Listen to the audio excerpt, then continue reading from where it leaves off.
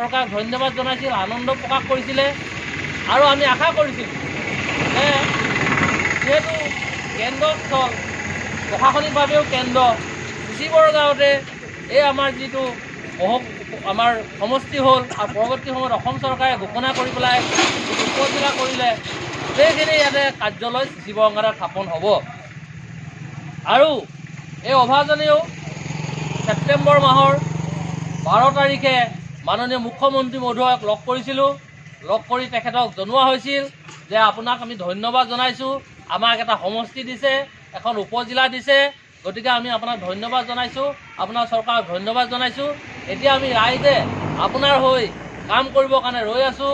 কেনেধৰণে উপজিলাখন হ'ব, উপজিলাৰ প্ৰশাসনিক ব্যৱস্থাটো কেনেকুৱা হ'ব, আমি আপোনালোকক চৰকাৰক কেনেধৰণে সহায় সহযোগ কৰিব পাৰিম এই কথাখিনি সুধিছিলোঁ।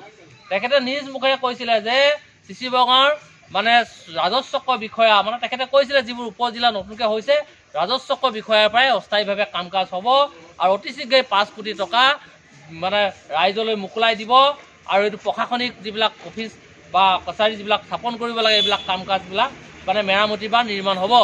আমি আনন্দিত হৈছিলোঁ যে মুখ্যমন্ত্ৰী মহোদয় যিষাৰ কথা আশ্বাস দিছিল সেইমতে আমাৰ চিচিবৰ গাঁৱতে উপজিলাৰ মুখ্য কাৰ্যালয় বা অন্যান্য কাৰ্যালয়খিনি হ'ব।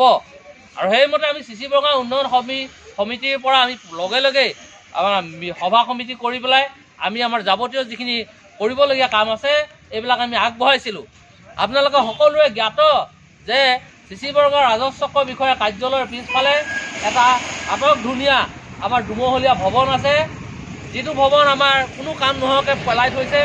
আৰু আমাৰ কাষতে আমি য'ত আজি ধৰ্ণাত বহিছোঁ ইয়াৰ সন্মুখতে চিচিবৰ গাঁৱৰ এটা উল্লেখনীয় আমাৰ অনুষ্ঠান চিচিবৰ গাঁও খণ্ড উন্নয়ন বিষয়া কাৰ্যালয় ইয়াতে কিছুদিন চলিছিলে। সেইটো আছিলে আমাৰ টুৰিষ্ট যিটো আমাৰ IB ইনস্পেকশ্যন বাংলা আছিলে, সেই তাতো আমাৰ কাৰ্যালয় ইচ্ছা কৰিব পাৰিব। আৰু আমাৰ যিখিনি চৰকাৰী কলেজ স্কুল যিবিলাক আমাৰ একত্ৰিত হৈছে সেইবিলাকতো আমাৰ মাটি আছে, অন্যান্য দিশত আমি সমবায় মাটি আছে, গোটেইবিলাক আমি হিচাপ নিকাচ কৰি ধেমাজি জিলা আয়ুক্ত মহোদয়ক আমি দিছিলোঁ। আয়ুক্ত মহোদয়ে আমাক কৈছিল যে অতি শীঘ্ৰে আপোনালোকৰ তাত গৈ পেলাই মই বস্তুখিনি চামগৈ, চাই পেলাই তাতে এইখিনি প্ৰশাসনিক ব্যৱস্থা কেনেকৈ থান চিট লগাব লাগে সেইখিনি কৰা হ'ব। আৰু সেই মৰ্মে তেখেতে আহিছিল। আমি দ্বিতীয়বাৰ লগ কৰোঁতে কৈছিল যে আপোনালোকৰ চক্ৰ বিষয়াৰ কাৰ্যালয়ৰ পিছফালে থকা দুমহলীয়া ভৱনটো সেইটো খুব সুবিধা হ'ব প্ৰশাসনিক কাম কাজ চলাবলৈ।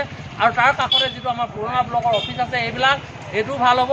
আৰু আমি কৈছিলোঁ যে আমাৰ 28 বিঘা মাটি আমাৰ উন্নয়ন খণ্ডৰ লগত লাগি আছে আৰু ৰাইজেও মাটি দিবলৈ ৰেডি হৈ আছে যদি মাটিৰ প্ৰয়োজন হয়।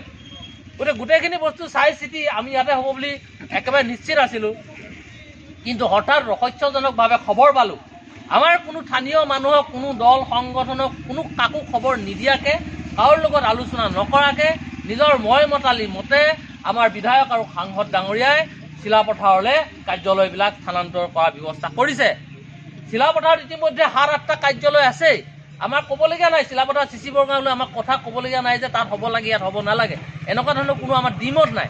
কিন্তু যিহেতু কেবিনেট সিদ্ধান্তত উল্লেখ কৰা আছে যে আপোনাৰ কেন্দ্ৰস্থলত হ'ব লাগে, আপোনাৰ চিচিবৰ গাঁও উপজিলা বা সমষ্টিৰ কেন্দ্ৰস্থল মোটামুটি চিচিবৰ গাঁৱৰ কেন্দ্ৰস্থল তাত নেপাতি পেলাই সমষ্টিটো এটা মূৰত যিটো কাৰ্যালয় স্থাপন কৰিবলৈ গৈছে তাত কিন্তু আমি নালাগে, চিচিবৰ গাঁও বৃহত্তৰ চিচিবৰ গাঁও অঞ্চলৰ ৰাইজে নালাগে, বৰদলনি, মাছখোৱা, পশ্চিম ধেমাজি এইবিলাক অঞ্চলৰ ৰাইজেও এই কথাটোত তীব্ৰ অসন্তুষ্টি প্ৰকাশ কৰিছে।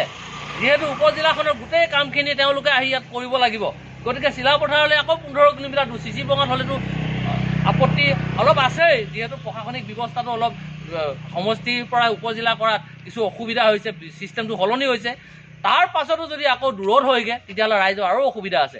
গতিকে আমি বৃহত্তৰ চিচিবৰ গাঁও উপজিলাৰ সমূহ ৰাইজৰ লগত বৰদলনি, মাছখোৱা, পশ্চিম ধেমাজি আৰু ধেমাজিৰ বিভিন্ন অঞ্চলৰ ৰাইজৰ লগত কথা বতৰা পাতি পেলাই আমি যে ক'লোঁ নহয় এই ধৰণে ৰাইজে সকলোৱে বিচাৰিছে যে চিচিবৰ গাঁৱত হোৱাটো। গতিকে আমি মাননীয় মুখ্যমন্ত্ৰীলৈ ডাক যোগেদি, মেইল যোগেদি বিভিন্ন কথাৰে তেখেতক আমাৰ মেম'ৰেণ্ডামবিলাক পঠাইছোঁ।